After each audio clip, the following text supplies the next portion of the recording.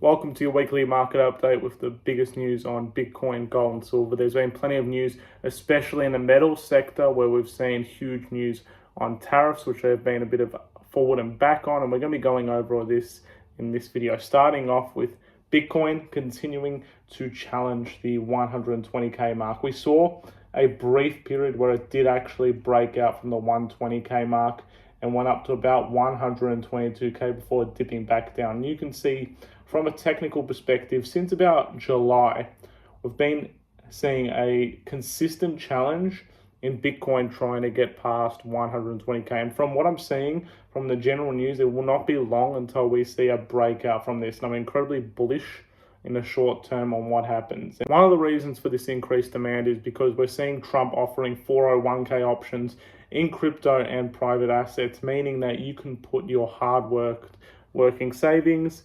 into crypto and stuff like that. And by 401k, we basically mean your retirement fund. For Americans here in Australia, we call that your superannuation. However, they're saying there's a risk of high fees and generally, more risk. Basically, what they're saying is instead of putting your money into Bitcoin, which has higher fees and more risk, you should put into the S&P 500 instead. That makes about 10% per year versus gold, silver, Bitcoin all making between 30 and 40% per year. You take your choice of what you want to do, but I'm just showing you the numbers. I mean, to look at the numbers in more detail, we can see, the S&P 500, it's got an 8.63% change. NASDAQ's only at 11%. And the Russell 2000's negative at this point. When you consider where inflation's at, it just shows you how much of a joke these numbers are. And in terms of the stock market, the only thing that's really holding it up right now are some of those Mag 7 companies, like NVIDIA, that are just having incredible returns. But I think even that period is eventually going to run out. We're going to see that your alternative assets like Bitcoin, gold, and silver are going to run away as things head to where eventually they're supposed to head as our currency continues to go on a downfall. I think the biggest news this week was in gold. We saw the gold's future market absolutely break out randomly, and we didn't exactly understand why, but we saw it run up to 3,500 USD, which is like crazy considering the resistance point is around the 3,400 mark. The futures market is basically connected to COMEX, and it's where you can do leveraging on paper gold. It's not so much the physical or spot market, but it tells you where things are heading. And the reason why the futures market basically went crazy like this was because the US randomly decided to hit tariffs on the Swiss market. I'm going to read out the information that I've got in my notes. The US imposed tariffs on imports of 1 kilo gold bars and 100-ounce bars from Switzerland, the world's top refining hub. They're well known for having some of the most premium gold and silver, in particular. If you know anything about PAMPs, you'll know how good they are. Via customs border protection. This has basically disrupted the gold bullion trade flows, spiked the gold futures market, and could force closures of short EFP positions, meaning we have some form of a short squeeze, which is where on that gold futures market we saw before, people are in short positions. And what happens is that's where they're betting against gold. And when the price goes up, it means they have to buy the position back in order to go back to normal. And when you've got that short squeeze, that means everyone has to buy back their position, which increases demand and then increases the price more, and then creates more of a short squeeze, and the cycle goes on and on and on. Side note as well on the Swiss market on gold, we can see that in terms of US gold imports for Swiss gold, we've seen how much reliance they actually have. And I got this from another channel called Gold and Silver with Mike Maloney, and they put together this basically showing where's the US getting their gold imports from. You can see that although May was a small amount, everyone was saying relax, it's not a big deal. If we go back further in time, particularly like periods like January, where they're getting more than 200 tons of gold per month. A tariff on Swiss gold is incredibly dangerous. And this is something where they need to be careful on what they do. Any kind of headline can basically just spark a massive event. So I think we've seen what's happened, and I think tariffs on Swiss gold at least won't be happening. But it's a sign that gold and silver potentially aren't out of range from tariffs. And with a flick of a finger, things can change really quickly. However, this did calm down. Donald Trump clarifying quickly that this wasn't going to happen and we weren't going to see a tariff on Swiss gold. But what it does show you is, I guess, how dangerous headlines are. And even with a short bit of news, we can see things can go dangerous very quickly. And I don't know, if you've seen the movie The Big Short, you'll understand that even the smallest bit of information can cause a massive crash. And we know the fundamentals behind the economy are not good right now. We've got a stagflation situation right now where economic growth is lagging, but inflation's sort of on the high. And this is where stuff like this can be really dangerous, and we have to be careful what happens. So with all that considered, that whole roller coaster in gold and silver, gold is now trailed back to 3347 USD. It continues to challenge that 3,400 USD mark.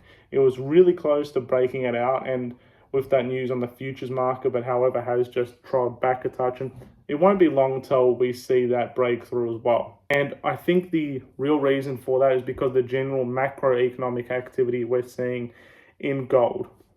And we're seeing a lot of gold repatriation.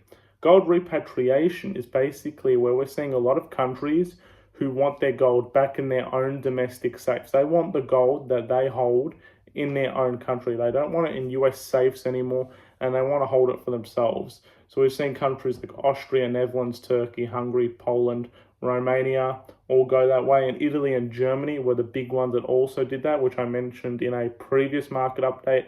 And I think this increased demand could spike gold prices, especially if the US doesn't actually have their gold. And we've seen previously Trump going to Fort Knox and seeing if they've got the gold. And a scary reality is these countries don't trust America to hold their gold anymore. And if it comes a situation where, frankly, they don't have the gold for those other countries, we could see a really, really dangerous situation.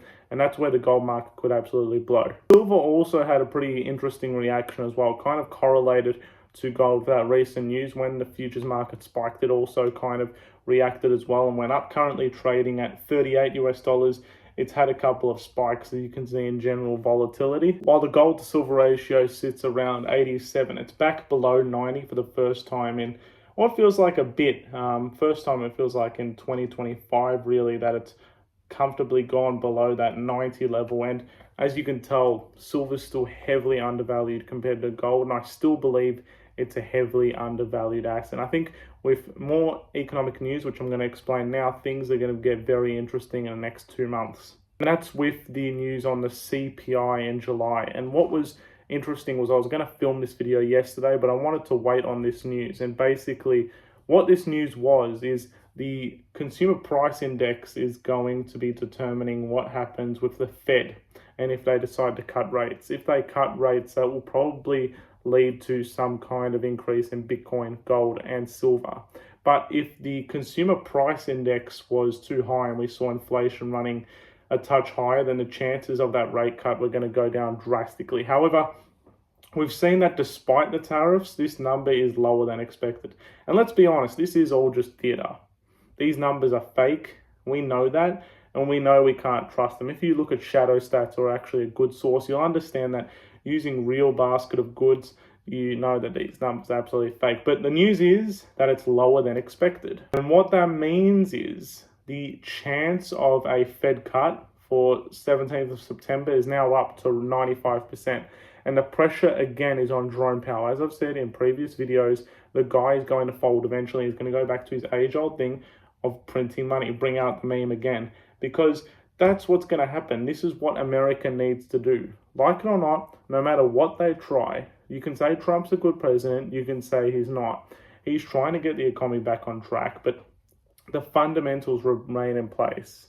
We've got a currency that's in a bad position, and I think they're going to be forced into a cut next month.